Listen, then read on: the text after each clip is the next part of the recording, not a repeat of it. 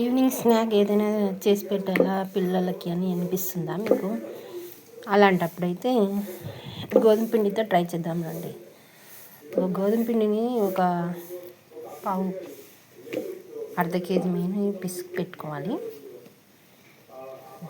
దాంట్లో సాల్ట్ వేసుకొని కాస్త ఆయిల్, కాస్త ఉప్పు, కాస్త హాట్ వాటర్ వేసి మెత్తగా ఫైన్ చేసి పేస్ట్ లాగా చేసుకొని ఇలాగా మెత్తగా పిసికేసుకోవాలి.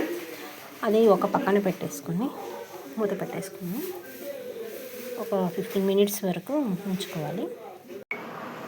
ఇప్పుడైతే కాజాలు అయితే చేసుకుందాము. కాజాలకైతే పిసికి పెట్టుకున్న పిండిలో చపాతీ పిండి అయితే పిసికి పెట్టుకోవాలి. ఆ పిండి ముద్దనైతే ఇలాగా ప్రెస్ చేసుకొని చిన్న చిన్న ముద్దలుగా చేసుకొని చపాతీల మాదిరి రోల్స్ చేసుకొని ఇలాగా వత్తేసుకొని కాస్త ఆయిల్ అయితే పట్టించుకొని పైన పొడిపిండి చల్లుకోవాలి. ఇలాగా పొడిపిండి చల్లుకొని ఒక లేయర్ని అయితే ఇలా చేయాలి. ఆ పైన కాస్త మళ్ళీ ఇలాగా పొడిపిండి చల్లి కాస్త ఆయిల్ అయితే పట్టించుకోవాలి. తర్వాత మళ్ళీ ఇలాగా రోల్ చేసుకోవాలి. ఇక్కడ ఆయిల్ పట్టించాలి. ఇలాగా సేమ్ ప్రాసెస్ అలాగే ఇలా రోల్ చేసుకుంటూ ఆయిల్ పట్టించుకుంటూ పొడిపిండి చల్లుకుంటూ మరోసారి ఇలా రోల్ చేసుకోవాలి. ఇప్పుడు ఇంకోసారి పొడిపిండి చల్లేసి మళ్ళీ రోల్ చేసేసుకోవాలి. మళ్ళీ ఇలా ఆయిల్ పట్టించుకొని ఇప్పుడు ఇటు సైడ్ నుంచి వత్తేసుకున్నాం. ఇక్కడ అవుట్ సైడ్ నుంచి ఆయిల్ పట్టించి పొడిపిండి చల్లుకొని ఇలా చేసేసుకున్నాం.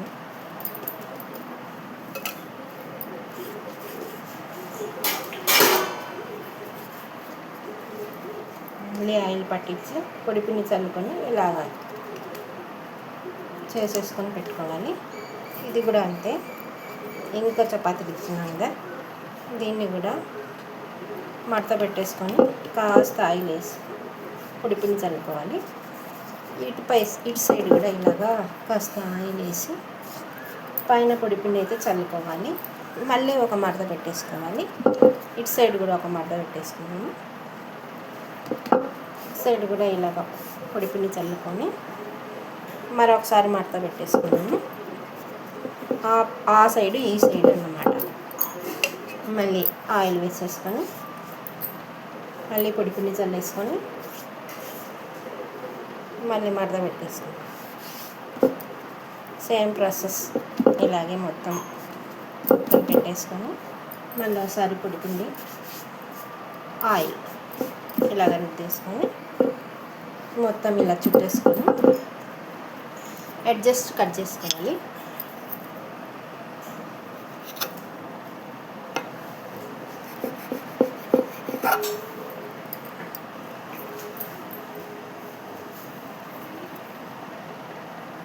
ఇలా మనకి ఎంత కావాలో అంత సైజు అన్నమాట.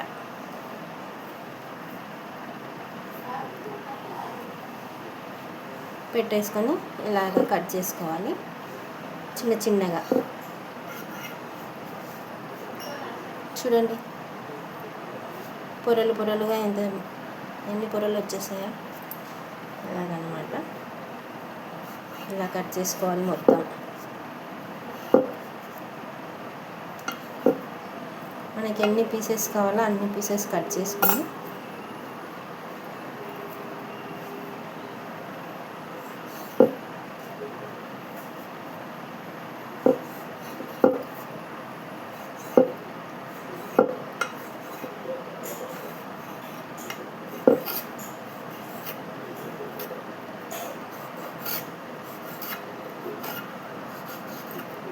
ఇలాగ మొత్తం వచ్చేసాయి అన్నమాట. ఇలా వీటిని ఇలా చిన్నగా ఇలా ప్రెస్ చేసుకోవాలి. చూడండి ఇలా ప్రెస్ చేసుకోవాలి. పొరలుగా వస్తాయి అన్నమాట. వీటిని అయితే కడాయిలో ఆయిల్ పెట్టేసుకొని వీటిని వేపేసుకున్నాం. కాజాలను అయితే చిట్టి కాజాలను వేపుకొని ఇలా ప్రెస్ చేసుకొని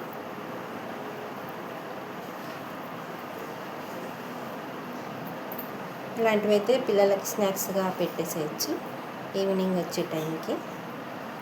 ఏంటంటే పిల్లలకి లంచ్ బాక్స్లో అయినా పెట్టేసేయచ్చు. పిల్లలు ఎంతో ఇష్టంగా తింటారనమాట. వీటిలన్నింటినీ ఇంకా ఒక ప్లేట్లో తీసేస్తున్నాను.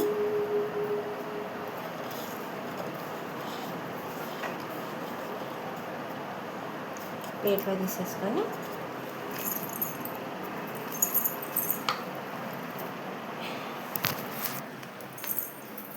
బండిలో ఆయిల్ అయితే కాగిపోతుంది. వీటినైతే వేసేసుకుందాం.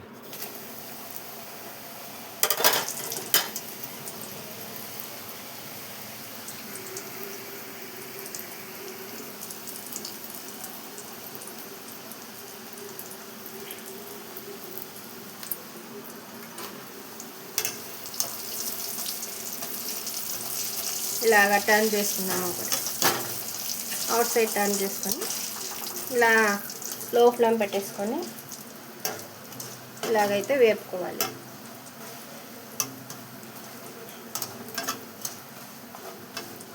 నిదానంగా అవుట్ సైడ్ మొత్తం అన్నిటినీ క్రిస్పీగా అయ్యే వరకు ఇలాగ వేపుకోవాలి.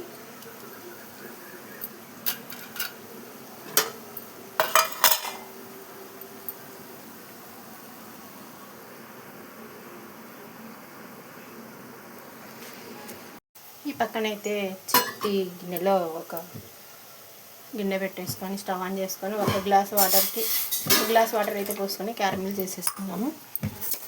దానికైతే షుగర్ ఒక గ్లాస్ వేసేసుకున్నాము. ఈ పక్కన ఇవైతే వేగుతున్నాయి, క్రిస్పీగా అయ్యాయి. ఇక స్టవ్ ఆఫ్ చేసేసి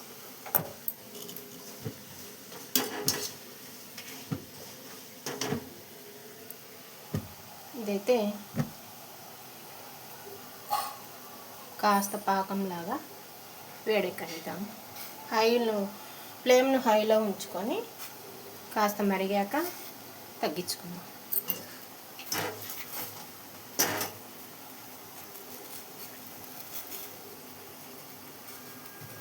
తగ్గించుకొని ఇప్పుడు మనం తీసుకున్న వాటిని వేపుకున్న వాటిని అయితే ఇంకా ప్లేట్లోకి తీసేసుకున్నాము.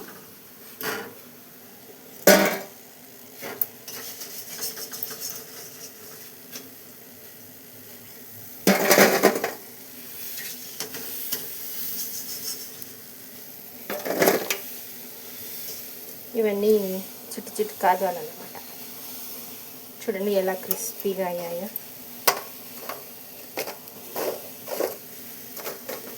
వీటన్నిటిని కొంచెం సేపు చల్లారనిద్దాము. పాకం అయిపోయిన తర్వాత మనం పాకంలో వేసేసుకుంటే సరిపోతుంది, అంతే. పక్కన పాకం అయితే మరుగుతూ ఉంది. ఫ్లేమ్ని సిమ్లో పెట్టేస్తాం.